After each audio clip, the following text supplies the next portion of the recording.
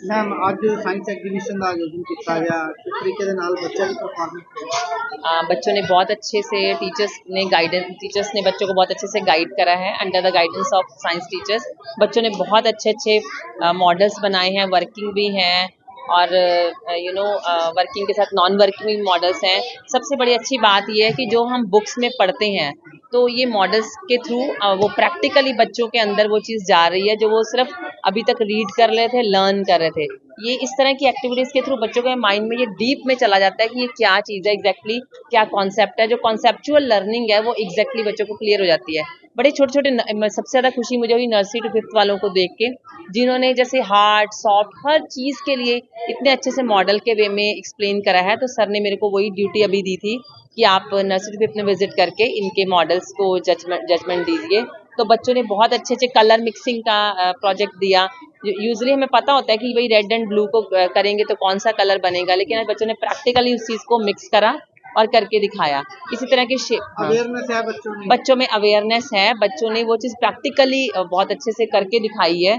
ये मुझे बहुत अच्छा लगा। यहाँ तो क्या लगता है मैम ऐसे वो जो मॉडल्स तैयार किए गए हैं तो कहीं ना कहीं आने वाले भविष्य में भी जो बच्चे हैं वो कहीं ना कहीं इसके ऊपर फोकस करेंगे। हाँ बिल्कुल एग्जैक्टली। देखिए जो हम चीज़ देख रहे हैं, जो सुन रहे हैं, जब प्रैक्टिकली वो चीज़ को कर लेते हैं तो उस चीज़ के रिजल्ट ही कुछ और होते हैं।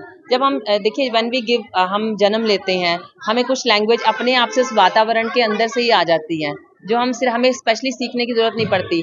हम इंडिया में रह रहे हैं, हम हिंदी मदर टंग अपने आप से आ रही है, तो जो अनदर लैंग्वेज है वो हमें सीखनी पड़ रही है।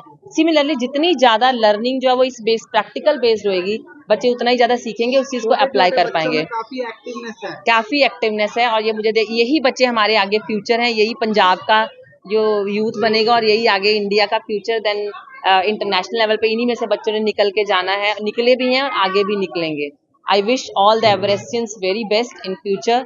बहुत अच्छा वो करें जैसे वो कर रहे हैं, आगे भी इस तरह के इनिशिएटिव्स लेते रहें। Thank you. आज साइंस एग्जीबिशन का आयोजन किया गया, आज काफी सारे बच्चों ने मॉडल्स तैयार किए। आज Everest public senior secondary school Giaspura गुरु अमरदास कॉलोनी में आज साइंस फेयर का आयोजन हुआ जो कि वार्षिक था। आज पिछले वर्षों की तरह हमारे स्कूल का जो इस बार का मॉडल था right science environment and pollution, तो इसी को ध्यान में रखते हुए बच्चों ने यहाँ पर पार्टिसिपेट किया और अलग अलग मॉडल बनाए। अप्रॉक्सीमेट 150 से ऊपर बच्चों ने मॉडल बनाए अलग अलग थीम से। एयर पोल्यूशन के बारे में बच्चों ने बताया गया, डिजास्टर मैनेजमेंट्स के बारे में इसमें उठाकर बताया गया, आईटी के बारे में बताया गया और कुछ बच्चों ने ऐसे छोटे छोटे मॉडल्स के जरिए, चाहे नर्सरी का बच्चा हो, केजी के हो, बड़े बच्चे हों, अलग अलग मॉडल के जरिए बच्चों ने क्रिएटिविटी अपनी शो की। हम ऐसे उम्मीद करेंगे बच्चे आगे आकर समाज को एक नई दिशा दिखाए, पोल्यूशन को कैसे कंट्रोल करे और साइंस का बेस्ट यूज करते हुए बच्चे ने आज समाज के आगे ये प्रस्तुति दी कि हम अपनी एनर्जी इधर रील के बीच में ना लगाकर अपनी एनर्जी क्रिएटिविटी में लगाकर अपनी लाइफ को अच्छे डायरेक्शन में लेकर जा सकते हैं। बिल्कुल बच्चों के अंदर सर आज मैं जितने भी ये प्रयास किया, इससे बच्चों ने ईमानदारी का प्रयास किया, ऑनेस्टी से प्रयास किया और इसके लिए स्कूल के टीचर से बहन, पेरेंट्स से बहन और बच्चों को बहुत बहुत बधाई। क्या लगता है कैसे इंकरेज किया जा रहा है, क्योंकि स्कूल प्रशासन अपनी ओर से बच्चों को मॉडल तैयार करने के लिए बोल रहा है, लेकिन जो बच्चे उसको जज किया जाता है उसके बाद में उनकी परफॉर्मेंस को आगे कैसे देखते हैं?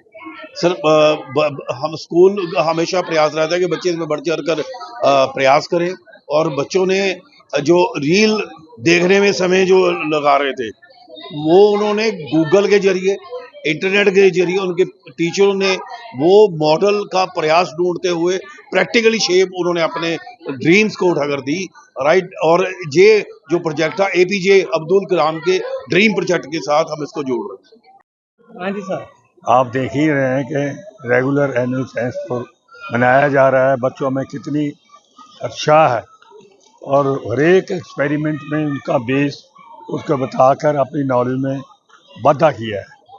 इसलिए हम चाहते हैं कि और इससे ज़्यादा इनको डेवलप किया जाए मॉडल में भी और अनाउंसमेंट में।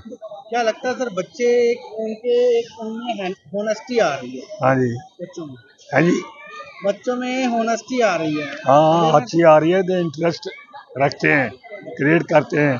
यहाँ स्कूल में भी सीखते हैं, बाहर से जो भी प्रेटिस लाना होता है पहले टीचर की विदाउट परमिशन लेकर आते हैं, तो इसमें बहुत बड़ी खुशी की बात है।